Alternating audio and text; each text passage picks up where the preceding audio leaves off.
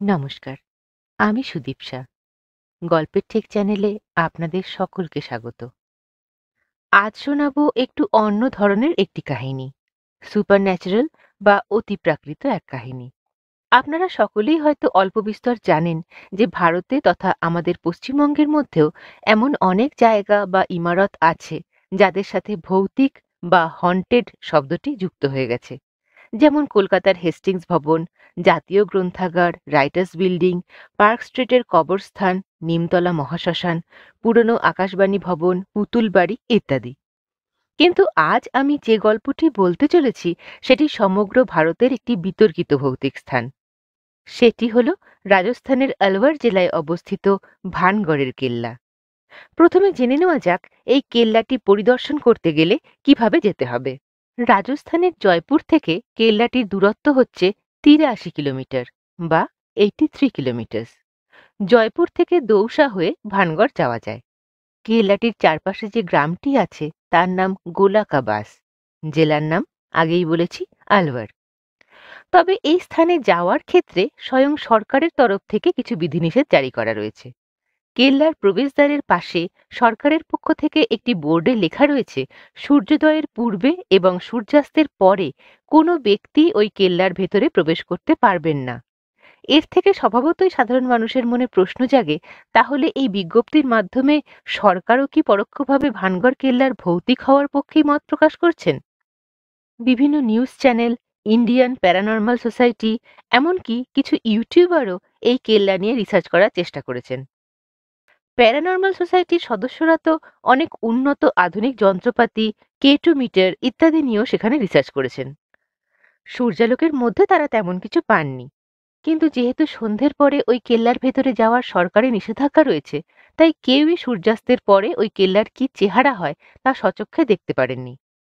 তবে যারা ওই কেল্লা পরিদর্শনে স্বয়ং গিয়েছেন তারাই বলেছেন কেল্লাটির অবস্থা এমন যে দিনের বেলাতেও ওর ভেতরে ঢুকতে নাকি ভয় হয়, গা ছমছম করে। এখন এই কেল্লা বিষাক্ত সাপ, বাদুড়, চামচিকির স্থান। কেল্লাটির ধ্বংস ও ভৌতিক হয়ে যাওয়ার কারণ হিসেবে বেশ কিছু গল্প লোকমুখে প্রচলিত এবং প্রচারিত রয়েছে। সেই সকল গল্পগুলির থেকে কিছু উল্লেখযোগ্য ঘটনা আমি আপনাদের সম্মুখে তুলে ধরার চেষ্টা করব। প্রথমে জানা যাক কেল্লার নির্মাণের কাহিনী। আমিরের রাজা ভগবান দাস ১৫৭৩ অর্থাৎ 1573-তে রাজস্থানের আলওয়ার জেলায় এই কেল্লাটি স্থাপন করেন। পরবর্তীকালে ১৭০০ শতকের কোনো এক সময় ওই বংশেরই বংশধর রাজা প্রথম মান সিং তার ভাই মাধব সিংকে ওই কেল্লাটি উপহার হিসেবে দিয়ে দেন। মাধব সিং তার পিতামহ ভান সিং এর নামানুসারে এই কেল্লার নামকরণ করেন ভানগড় কেল্লা। শোনা যায় মান সিং নাকি দিল্লির সম্রাট আকবরের স্নেহধন্য ছিলেন। ভান সিংজির ৩ পুত্র ছিলেন, সুজান সিংজি, ছত্র সিংজি এবং তেজ সিংজি। ছত্র সিংজির কন্যা ছিলেন অপরূপ সুন্দরী এবং খুব বুদ্ধিমতী রাজকুমারী রত্নাবতী। ভানগড় কেল্লা ধ্বংসের বিভিন্ন কাহিনীগুলির মধ্যে এই সুন্দরী রাজকুমারী রত্নাবতীর কাহিনীটি সর্বসাধারণের কাছে সবচেয়ে বেশি গ্রহণযোগ্যতা এবং বিশ্বাসযোগ্যতা অর্জন করেছিল। চলুন তাহলে উল্লেখযোগ্য কিছু ঘটনা জেনে নেওয়া যাক। প্রথমত, ভানগড় কেল্লা ধ্বংস হয়ে যাওয়ার কারণ হিসেবে যে ঘটনাটিকে দায়ী করা হয় সেটি ছিল এইরকম। ১৫৭৩ সালে রাজা ভগবান দাস যখন কেল্লা নির্মাণের উদ্যোগ নেন, তখন ওই স্থানে একটি ছোট্ট কুটিরে বাস করতেন এক সাধু। নাম সাধু বালুনাথ যোগী মহারাজ। কেল্লা নির্মাণের অনুমতি নেওয়ার জন্য রাজা ভগবান দাস সেই সাধু মহারাজের কাছে যান। বালুনাথ মহারাজ কেল্লা নির্মাণের অনুমতি তো দেন, কিন্তু সাথে রাজামশাইকে একটি বিষয়ে সতর্কও করে দেন। তিনি বলেন, নতুন তৈরি হওয়া এই কেল্লার ছায়া যেদিন এই সাধু মহারাজের কুটিরের ওপরে পড়বে, সেই মুহূর্তেই কিন্তু কেল্লা ধ্বংস হয়ে যাবে এবং তার ভেতরের সকল মানুষজন প্রাণ হারাবেন। অর্থাৎ তিনি বলতে চেয়েছিলেন, রাজামশাই যেন কেল্লাটির উচ্চতা ততটুকুই করেন যাতে সূর্য উঠলে কেল্লার ছায়া সাধুর কুটিরের ওপরে না পড়ে। রাজামশাই নাকি সাধুর কথার ওপর গুরুত্ব দিয়ে তার কেল্লাটির উচ্চতা ততটুকুই করেন যাতে সাধু মহারাজের কুটিরের ওপরে সেই কেল্লার ছায়া না পড়ে। কিন্তু পরবর্তীকালে অন্য কোনো রাজা এই কথার উপর গুরুত্ব না দিয়ে কেল্লাটির উচ্চতা বাড়িয়ে দেয়। সেই মুহূর্তেই নাকি সাধু মহারাজের সতর্কবাণী অনুযায়ী কেল্লা ধ্বংস হয়ে যায় এবং কেল্লার চারপাশের সকল মানুষজন প্রাণ হারান। অন্য একটি কাহিনীতে জানা যায় 1783 সালে রাজস্থানের জলের অভাব চরম আকার ধারণ করেছিল। আমরা সবাই জানি রাজস্থানের মানুষের জলের জন্য হাহাকার সর্বজনবিদিত। কিন্তু সেই সময় জলকষ্ট এমন চরম রূপ ধারণ করে যে প্রাণে বাঁচতে সকলেই ভানগড় ছেড়ে এবং আশেপাশের গ্রাম ছেড়ে দূরে চলে যান বসতি স্থাপন করতে। তার ফলেই নাকি ভানগড় জনশূন্য হয়ে পড়ে। অন্য আরেকটি কাহিনীতে জানা যায় ভানগড়ের পাশেই আজবগড় বলে একটি রাজ্য ছিল। সেই দুই রাজ্যের মধ্যে সুসম্পর্ক ছিল না। কোনো এক সময় আজবগড় হঠাৎ ভানগড় আক্রমণ করে এবং ভানগড়ের সমস্ত মানুষকে মেরে ফেলে। আরও একটি কাহিনী প্রচলিত আছে, তা হল ভানগড়ের রাজকোষে নাকি প্রচুর ধনরত্ন ছিল। রাজবংশের লোকেরা সেই সকল ধনসম্পদ বিভিন্ন জায়গায় লুকিয়ে রেখেছিলেন। সেখানে সর্বসাধারণের প্রবেশ যাতে রুদ্ধ হয়ে যায় সেই কারণে রাজবংশের লোকেরাই নাকি ধনসম্পদ রক্ষা করার জন্য ভানগড়কে ভৌতিক বলে গুজব ছড়িয়ে দেন। তবে এই সকল গল্পগুলির মধ্যে যেটি সবচেয়ে বেশি চমকপ্রদ তা হল রাজকুমারী রত্নাবতীর কাহিনী।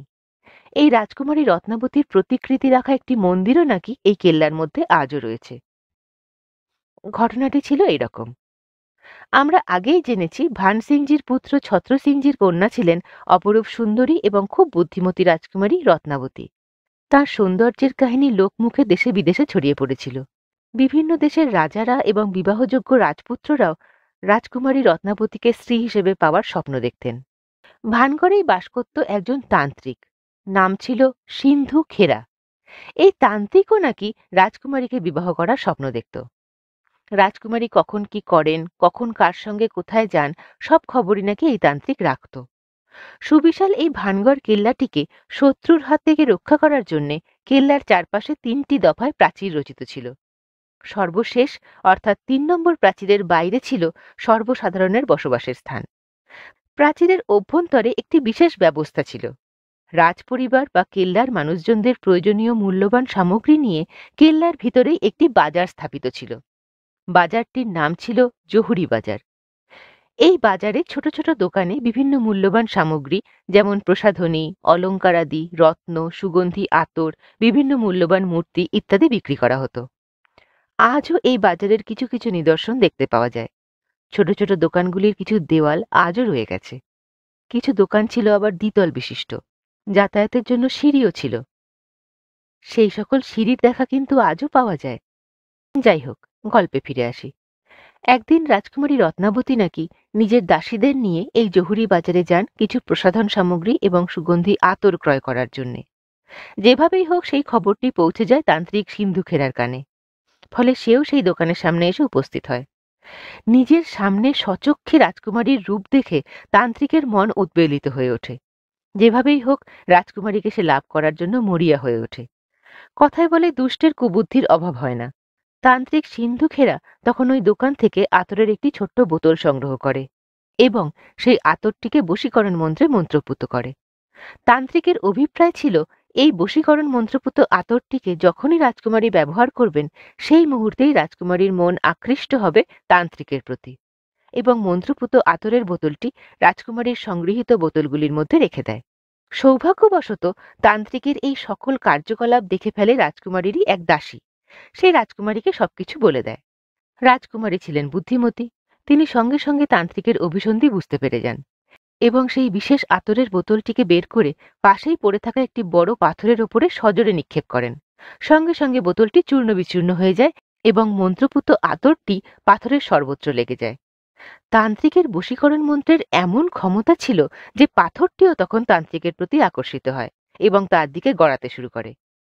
হঠাৎ গড়িয়ে আসা সেই বিশাল পাথরের চাপেই সেই স্থানে তান্ত্রিকের মৃত্যু ঘটে। মৃত্যুর পূর্বে সে রাজকুমারীকে অভিসম্পাত করে যেহেতু সে তার অভিপ্রেত রাজকুমারীকে পায়নি, তাই পৃথিবীর আর কোনো পুরুষই সেই রাজকুমারীকে পাবে না। সে আরও বলে সেই মুহূর্তে কেল্লা ধ্বংস হয়ে যাবে এবং কেল্লায় থাকা সকল মানুষের মৃত্যু ঘটবে। ভানগড় জনশূন্য হয়ে যাবে। কেল্লার সকল অতৃপ্ত আত্মা কোনোদিনও মুক্তি লাভ করতে পারবে না। শত শত বছর ধরে তাদের আত্মা এই কেল্লার ভেতরে ঘুরে বেড়াবে। সেই তান্ত্রিকের অভিশাপের ফলেই নাকি ভানগড় ধূলিসাৎ হয়ে যায়। তবে ভানগড়ের চারপাশে যে সমস্ত মন্দিরগুলি সে সময় ছিল সেগুলির উপর তান্ত্রিকের অভিসম্পাতের কোনো প্রভাব পড়েনি এবং মন্দিরগুলি আজও সেই ধ্বংসস্তূপের মধ্যে মাথা তুলে দাঁড়িয়ে আছে। তার মধ্যে ভগবান শিবের সোমেশ্বর মন্দির খুবই উল্লেখযোগ্য। এই ভানগড় কেল্লা তার জৌলুস হারিয়েছে বহু বছর আগে, তবুও আজও এই কেল্লা এক অদ্ভুত আকর্ষণ তৈরি করে রেখেছে মানুষের মনে। এক অদ্ভুত রহস্যের মোড়কে যেন নিজেকে সস্নেহে মুড়ে রেখেছে। একটা অদ্ভুত ব্যাপার হলো, অন্যান্য বিভিন্ন হেরিটেজ বিল্ডিং বা রিজার্ভড বিল্ডিংগুলিতে সরকারের পক্ষ থেকে অফিস ঘর করা আছে বা দেখাশোনা করার জন্য দারোয়ান রাখারও ব্যবস্থা আছে, কিন্তু এই কেল্লার ভেতরে ন্যাশনাল আর্কাইভ ডিপার্টমেন্টের কোনো অফিস বা দারোয়ান মোতায়েন রাখার কোনো ব্যবস্থাই নেই। তাই সূর্যাস্তের পরে ভানগড় কেল্লা প্রকৃতপক্ষে জনশূন্য হয়ে একাকী আজও দাঁড়িয়ে রয়েছে।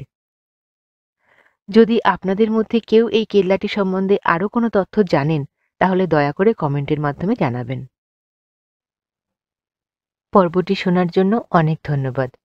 অনুরোধ করছি আমার চ্যানেলটিকে সাবস্ক্রাইব করার জন্য, কারণ কথা দিলাম আগামীতে এমন অনেক ঘটনা আপনাদের সামনে তুলে ধরার চেষ্টা করব, যেগুলো আপনাদের অবশ্যই ভালো লাগবে। সঙ্গে থাকুন, খুব শীঘ্রই আবার একটি নতুন পর্ব নিয়ে আপনাদের সামনে হাজির হব। ধন্যবাদ।